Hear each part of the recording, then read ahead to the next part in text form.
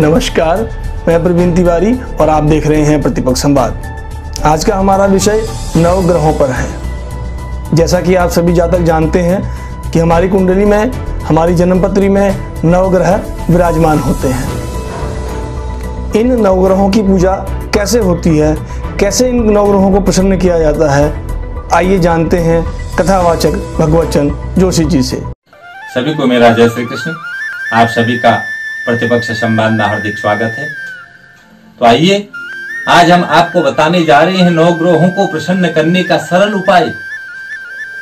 क्योंकि बंधु, कई बार हमारी जन्म कुंडली में ग्रहों की स्थिति ऐसे विपरीत हो जाती है कि हमारे जीवन में नाना प्रकार के कष्ट आना प्रारंभ हो जाता है, नाना प्रकार के संकट हमें घेर लेते हैं। क्योंकि ग्रहों ही मनुष्य को भिखारी से राजा बनाते हैं और ग्रहों ही जो है राजा से हमें भिखारी बना देते हैं। क्योंकि जो है कहा गया है, ग्रह राज्य प्रयच्छन्ति ग्रह राज्यम हरन्ति चो ग्रह व्याप्तम इदम सर्वम त्रैलोक्यम चराचरम।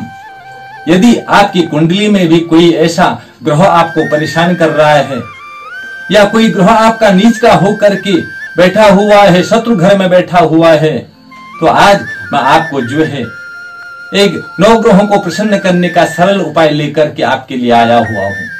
सबसे पहले मैं सूर्य ग्रहों की जो है चर्चा करने जा रहा हूँ। यदि आपकी कुंडली में सूर्य जो है नीच का होकर के बैठा है, शत्रु घर में बैठा हुआ है, तो सूर्य आपको नाना प्रकार की पीड़ाओं को दे सकता है, नाना प्रकार के कष्टों को दे सकता है।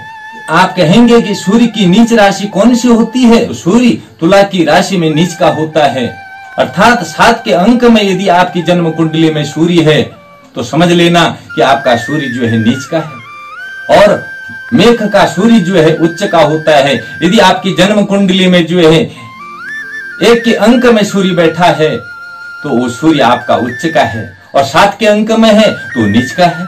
यदि आपका जो है सूर्य शुक्र और शनि के घर में बैठा है तो इसलिए सूर्य को प्रसन्न करने के लिए आपको क्या करना है, नित्य प्रति जो है प्रातः काल उठ करके स्नान करो।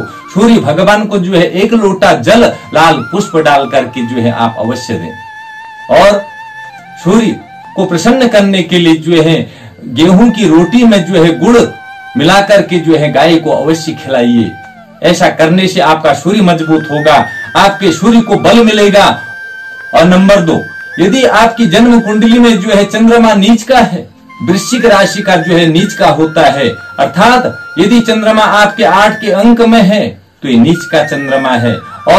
और वृक का चंद्रमा जो है उच्च का होता है, अर्थात 2 के अंक में आपकी जन्म कुंडली में चंद्रमा बैठा हुआ है तो ये आपका उच्च का है। यदि आपका चंद्रमा जो है नीच का है, आपको परेशानियां दे रहा है, तो आप गाय को जो है पानी अवश्य पिलाइए। ऐसा करने से आपके चंद्रमा को बल मिलेगा और आपका मन मजबूत होगा। और तीसरा है जो है मंगल।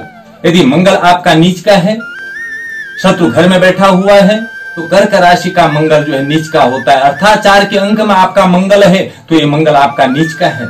और 10 के अंक में अगर यदि मंगल है तो उच्च का है। तो यदि आपका नीच का मंगल कुंडली में है तो आप मंगल को प्रसन्न करने के लिए जो है गाय को चना और गुड़ जो है अवश्य खिलाइए। और यदि आपकी कुंडली में जो है बुध नीच का है, 12 के अंक में बुध बैठा हुआ है, तो आप गाय को जो है बुध को प्रसन्न करने के लिए हरी घास अवश्य खिलाइए। यदि आपके जन्म कुंडली में बृहस्पति नीच का है, अर्थात मकर का बृहस्पति होकर के बैठा है, 10 के अंक में आपका बृहस्पति बैठा है, तो समझ लेना आपका बृहस्पति नीच का है। इसलिए जो है बृहस्पति को प्रसन्न करने के लिए जो है भीगे हुए चने की दाल और गुड़ जो है गाय को अवश्य खिलाइए।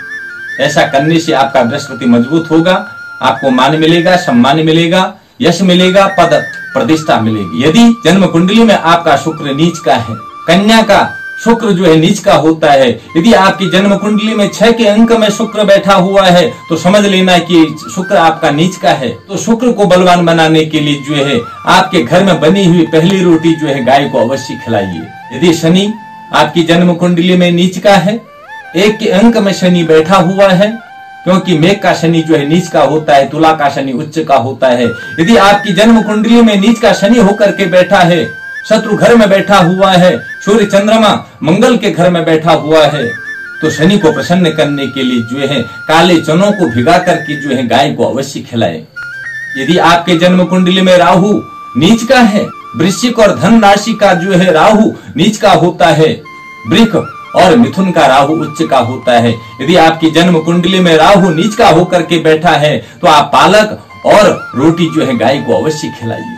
और यदि केतु आपका नीच का होकर के बैठा है जन्म कुंडली में, तो वृक और मिथुन का केतु जो है नीच का होता है और वृश्चिक और धन का केतु जो है उच्च का होता है। यदि आपकी जन्म कुंडली में जो है केतु नीच का होकर के बैठा है तो केतु को प्रसन्न करने के लिए जो है गेहूं की रोटी में काले तिल रख करके जो है गाय को अवश्य खिलाइए।